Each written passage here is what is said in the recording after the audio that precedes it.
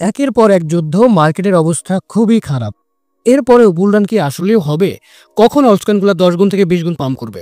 আসসালামু আলাইকুম, SK online হেল্পের পক্ষ থেকে আপনাদেরকে স্বাগতম। আজকের ভিডিওতে আমরা জানবো 2025 সালে সম্ভাব্য বুলরানের সময়সীমা, বিটকয়েনের ডমিনেন্সের গতি এবং অলস কয়েনগুলো কবে নাগাদ পাম্প করবে, সবকিছু নিয়ে ব্যাখ্যা সহ আপনাদের সামনে তুলে ধরার চেষ্টা করব ইনশাল্লাহ। আজকের ভিডিওটা যদি আপনি সম্পূর্ণ মনোযোগ সহকারে দেখেন তাহলে বুলরান সম্পর্কিত কোনো প্রকার প্রশ্ন, কোনো প্রকার কনফিউশন, কোনো প্রকার কৌতূহল আপনার ইনশাল্লাহ থাকবে না। আমি অবশ্যই অনুরোধ করব ভিডিও শেষে আমি গুরুত্বপূর্ণ অনেক বিষয় নিয়ে আলোচনা করব, যেগুলো জানলে বা না জানলে আপনি অবশ্যই অনেক বড় লস করবেন। ঠিক আছে, তো চলুন শুরু করা যাক। ভিডিওটা ভালো লাগলে অবশ্যই লাইক করবেন, নতুন দর্শক থাকলে চ্যানেলটি সাবস্ক্রাইব করবেন।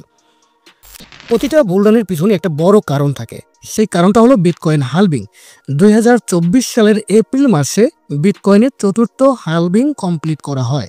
তাহলে সেই অনুযায়ী 2025 সালে বুলরান হবার কথা আমরা সবাই জানি, কিন্তু স্টিল নাও এখন পর্যন্ত বুলরানের নামগন্ধ নাই বা বুলরান আমরা দেখতে পাচ্ছি না। এর কারণটা কি? তাহলে কি বুলরান হবে না?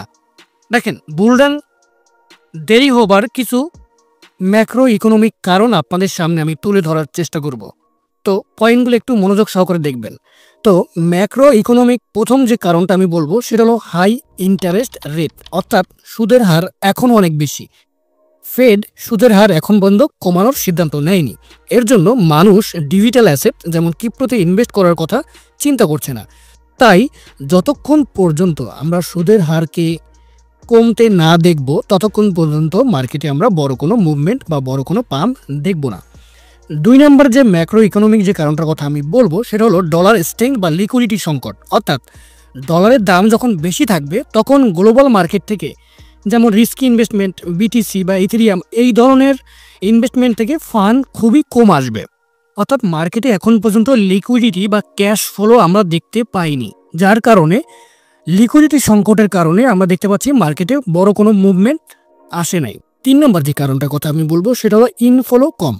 অর্থাৎ বিটকয়েন ইটিএফ অনুমোদন হলেও ইনফ্লো এখনও কম। 2024 সালে বিটকয়েন স্পট ইটিএফ যখন অ্যাপ্রুভাল হয় তখন ব্ল্যাক রক বা ফিডিলিটি নামক যে কোম্পানিগুলো তারা যখন ইটিএফের আওতায় পড়ে, তো ইটিএফ অ্যাপ্রুভাল হওয়ার পর আমরা সবাই চিন্তা করছি যেহেতু ইটিএফ অ্যাপ্রুভাল হয়েছে তাহলে তো মার্কেটে বা বিটকয়েনের প্রাইস এখন খুব দ্রুত বাড়ার চেষ্টা করবে। কিন্তু আসলে সেরকম কিছুই হয় নাই, কারণ এখন পর্যন্ত ম্যাস অ্যাডপশন হয় নাই। তো যার কারণে বড় বড় ইনস্টিটিউট তারা ধীরে ধীরে তাদের পজিশন নিচ্ছে বা ধীরে ধীরে তারা মার্কেটে ইনভেস্ট করতেছে। তো যার কারণে মার্কেটও ধীরে ধীরে পাম্প করতেছে।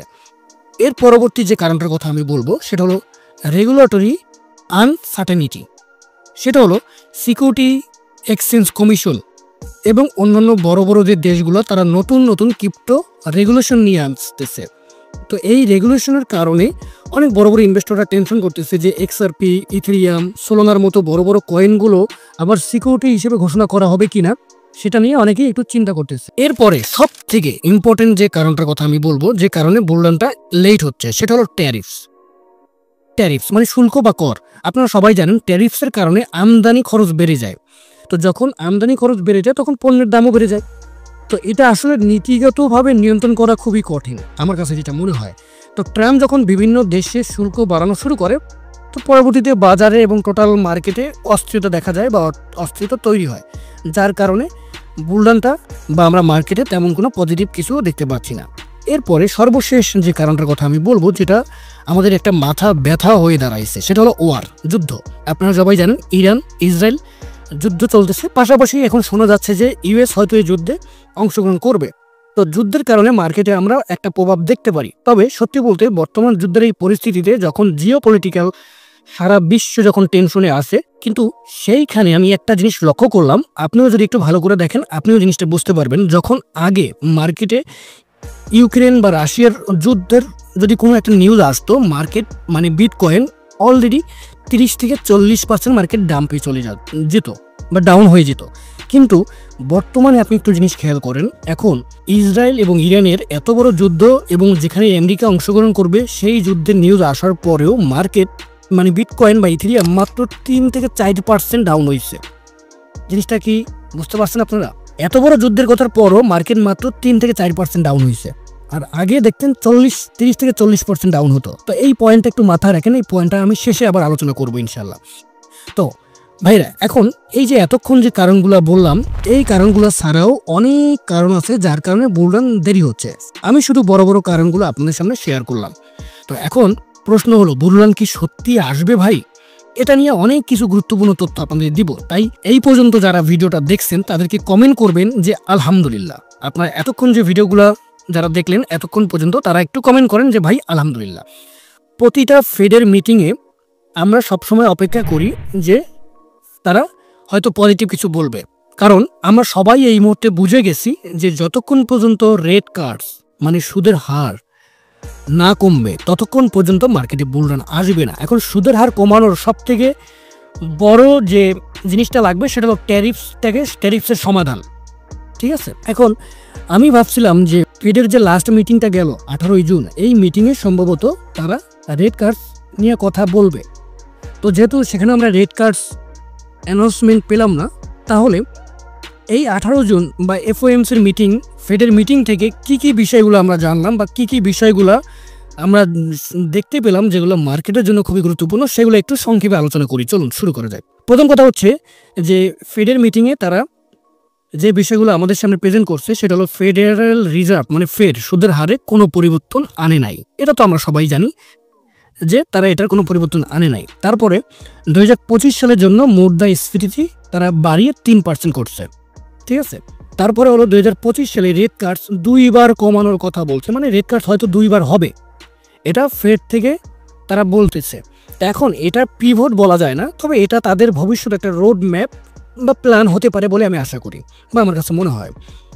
এরপরে হলো ফেড বলতেছে যে মুদ্রাস্ফীতি বাড়লেও সুদের হার কমানোর সুযোগ আছে।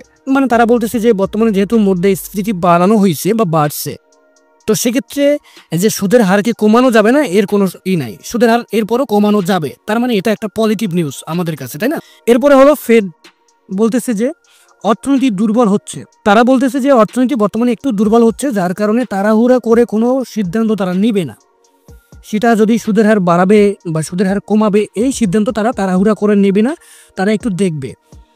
পাওয়েল তার বক্তব্যে বারবার শুল্ক নিয়ে কথা বলছে। আপনারা যদি বক্তব্য দেখেন, শুল্ক বা ট্যারিফস নিয়ে কথা বলছে। তিনি বলেন যে ট্যারিফ সবসময় প্রাইসের দাম বাড়ায়, প্রোডাক্টের দাম বাড়ায়, কিন্তু এর জন্য সুদের হার বাড়ানো যুক্তিগত না সে মনে করে। তো এটাও আমাদের জন্য একটা পজিটিভ দিক যে সুদের হার হয়তো বাড়াবে না।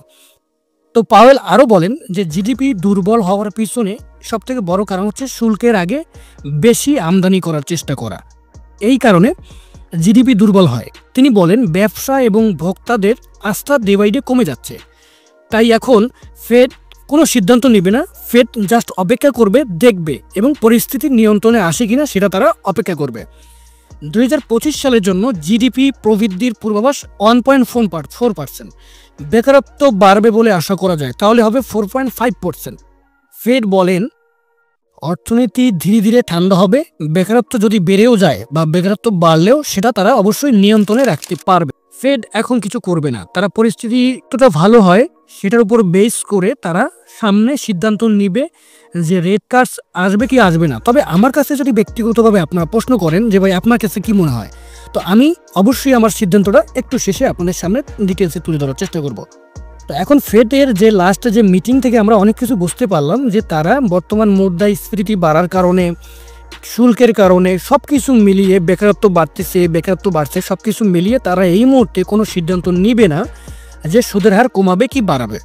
তো হয়তো তারা পরবর্তীতে, মানে যেহেতু আপনার সুদের হার না কমালে আমরা মার্কেটে বুলরান দেখতে পারবো না, তো সুদের হারটা অবশ্যই জরুরি। তো সুদের হার কমানোর জন্য মার্কেটে যে যে বিষয়গুলো দরকার সেই বিষয়গুলো যতক্ষণ পর্যন্ত মার্কেটে না হবে বা ফেড থেকে সেই পরিস্থিতি যতক্ষণ পর্যন্ত তারা না দেখবে ততক্ষণ পর্যন্ত তারা রেট কার্ডস করবে না। তো ফেডের ভিতরে কিছু জিনিস আমি দেখতে পেলাম যে ফেডের যে সদস্য যারা আছে, তো তাদের ভিতরে কিছু বিভাজন তৈরি হয়েছে। বিভাজন বলতে কিছু কিছু সদস্য আছে তারা বলতেছে যে সুদের হার কমানো হোক, আর কিছু কিছু সদস্য আছে যারা বলে যে সুদের হার যেভাবে আছে অমনই থাকবে।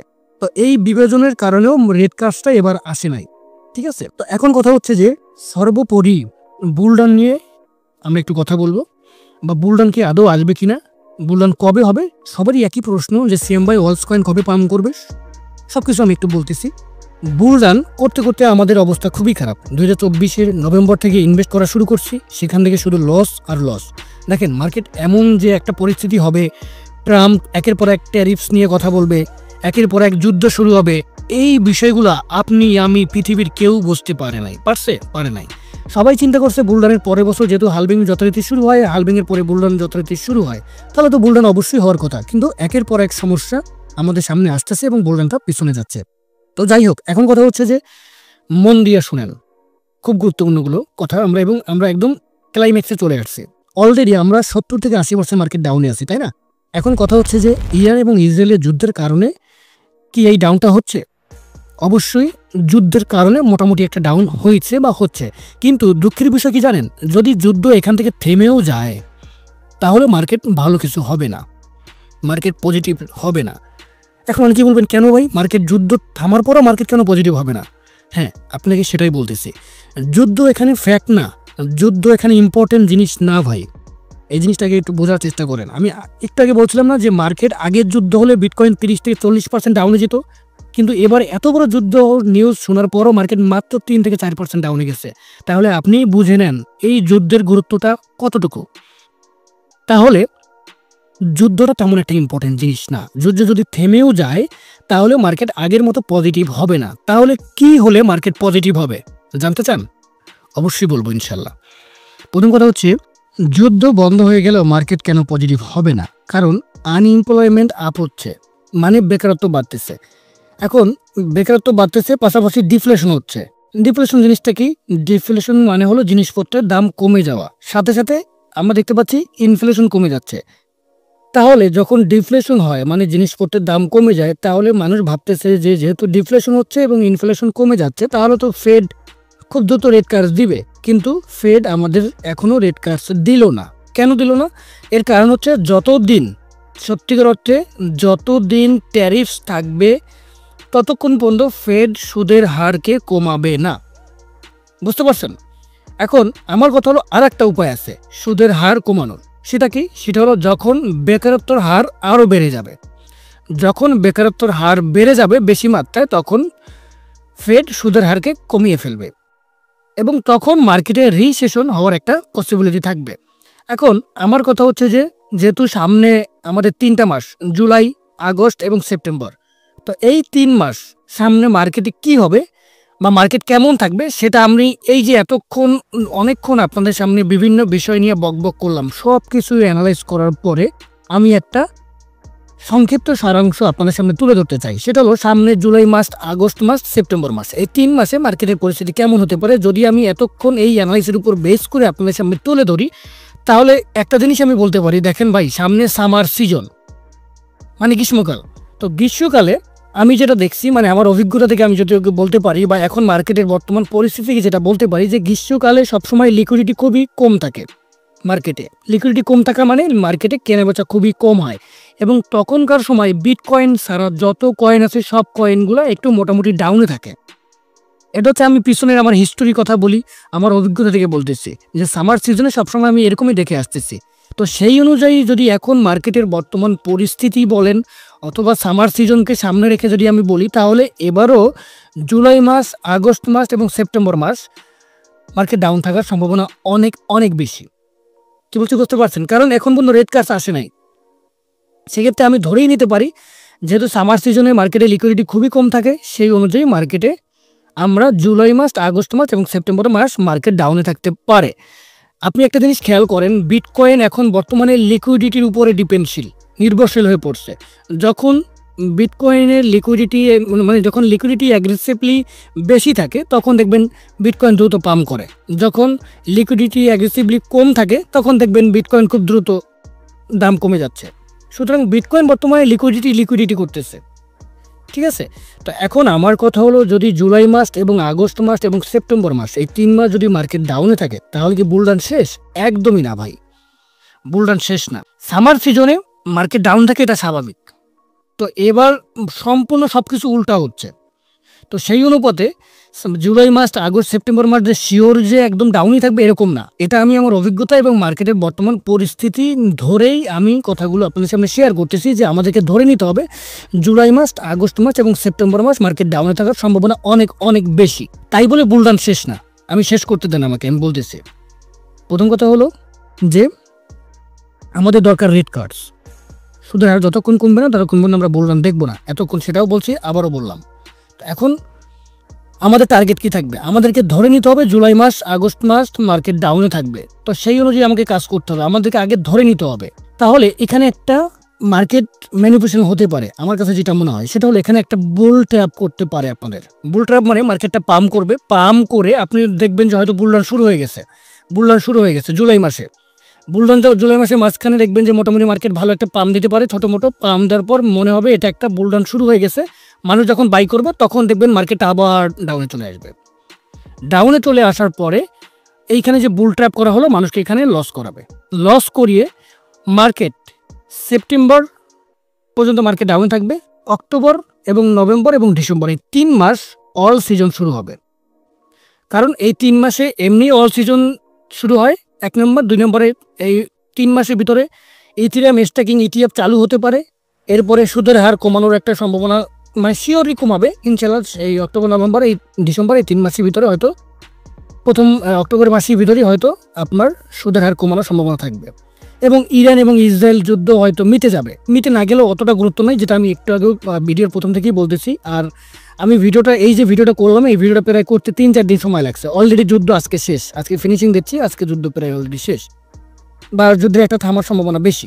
সুতরাং মোরাল অফ দ্য স্টোরি যেটা আমি বলবো সেটা হলো, ভাই আপনারা যারা আমার টেলিগ্রামে আছেন, যদি আপনি আমার টেলিগ্রামে না থাকেন এখনই আমার টেলিগ্রামে জয়েন করেন। কারণ সেখানে আমি মার্কেটের স্টেপ বাই স্টেপ, মার্কেট বিভিন্ন সময় বিভিন্ন পরিস্থিতিতে মার্কেটের শিফট চেঞ্জ হয়ে যায়, তো সকল বিষয় নিয়ে আপডেট ভিডিও তৈরি করা সম্ভব না। তো আমি এই মুহূর্তে জাস্ট এটুকুই আপনাদের বলবো, জুলাই মাসে আপনি একটু সাবধানে থাকবেন। বিটকয়েন সহ অন্যান্য কয়েন যখন পাম্প করবে আপনি অবশ্যই সেখানে আমার টেলিগ্রাম চ্যানেলটা ফলো করেন। আমি সেখানে বলে দেবো, যদি আপনার সেল করতে হয় সেল করে দিবেন। এবং মার্কেট যদি বটম ক্রিয়েট করে আগস্ট সেপ্টেম্বর মাসে, তখন আপনি আবারও বাই করতে পারবেন তলানি থেকে। এরপরে মার্কেট যখন অক্টোবর নভেম্বর ডিসেম্বরে মার্কেট পাম্প করবে তখন আপনি সেল করবেন, বুলরানটা এনজয় করবেন ইনশাআল্লাহ।